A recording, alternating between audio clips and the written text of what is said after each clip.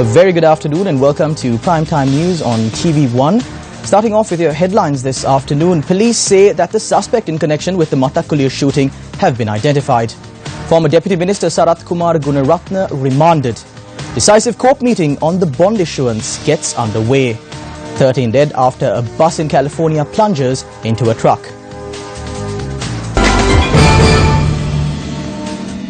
Starting off with your lead story this afternoon, the Colombo Crimes Division said that the suspects of the shooting that took place in Matakulia last night have been identified. A senior officer of the Colombo Crimes Division said that teams have been deployed to arrest the identified suspects. The magisterial inquiry into the incident is currently underway. The government analyst has also been summoned to the location to report to court on the incident. 4 people were killed and 3 others were injured in the shootout that took place in Sumatipura, Matakulia at around 7:30 last evening.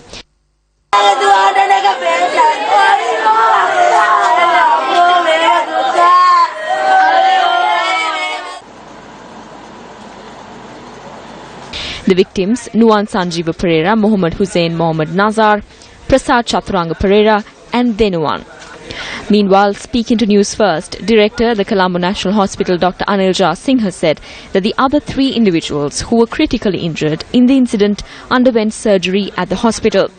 Police say that the shooting took place following a dispute between 2 underworld gangs.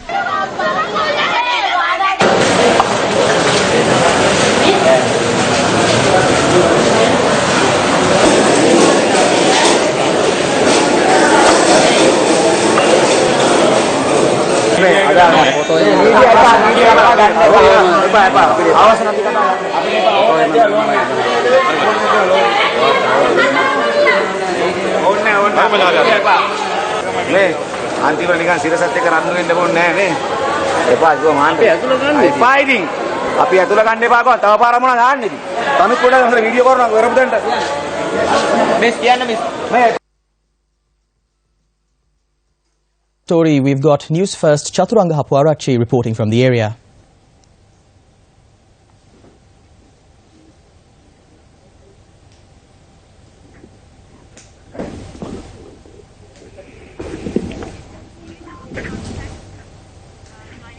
Joining us now is Chaturanga Hapwarachi, bringing you more details on this developing story from Matakulia.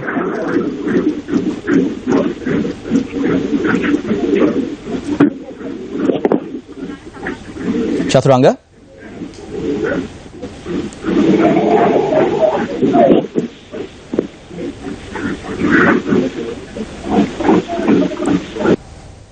We will bring you more details as and when the story develops. Now, moving on to more local news discussions.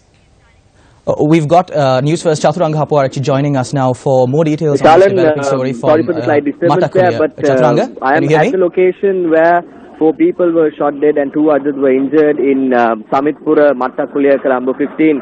As you can hear from the background noise around me, there is a heavy police presence at the location where the shooting took place, as this area is a highly populated area. A number of police officials from the Colombo Crimes Division, scene of crime officers have been deployed here for the investigation process. From what we know here at the moment, the individuals who were shot at last evening were watching a LA match that took place about 500 meters away from the location of the shooting. They were shot at while they were on their way home by another group of people here at the location. That's all we can tell you at the moment. Investigations are continuing. News First will keep you updated with the latest developments.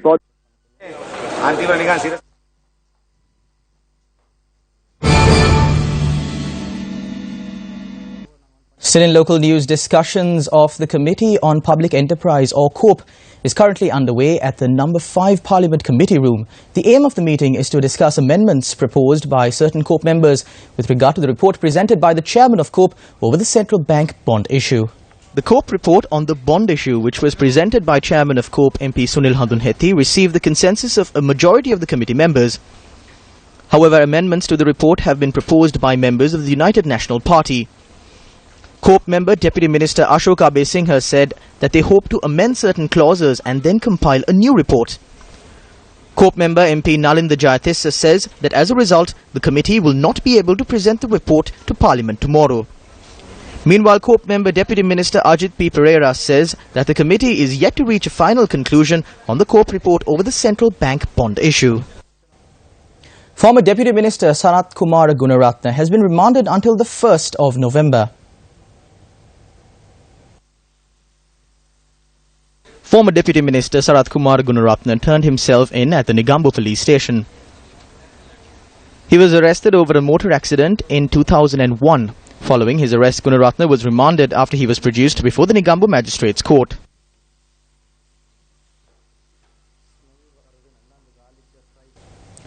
Another project was vested with the public today as part of the Gum at the 100 Days initiative. The sanitary facilities at the Thale Mena Pier, which was in a dilapidated state, were renovated and vested in the public. The sanitary facilities will benefit over 700 fishermen who use the Thale Mena Pier on a daily basis. Still in local news, many areas of the country face difficulties due to the drought that prevailed in the last few months. This report is on a great effort undertaken by a group of individuals to provide water to the animals by using the social media platform Facebook.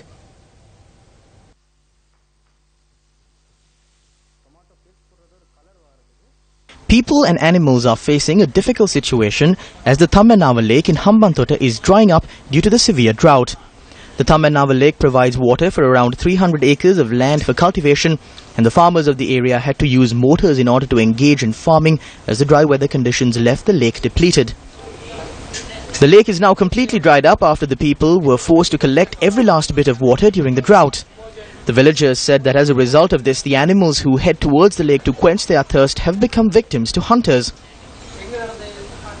The group of people who witnessed the situation of the animals got together on Facebook and used water bowsers to fill up the holes left in the bottom of the dried up lake.